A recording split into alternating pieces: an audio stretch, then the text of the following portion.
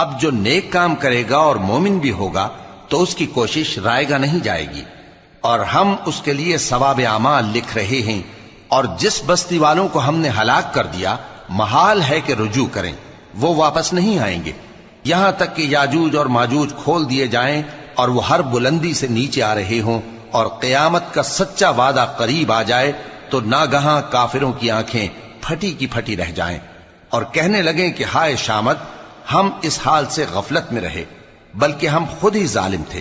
काफिरों, उस रोज तुम और जिनकी तुम अल्लाह के सिवा इबादत करते हो दोज़ख का ईंधन होंगे और तुम सब उसमें दाखिल होकर रहोगे।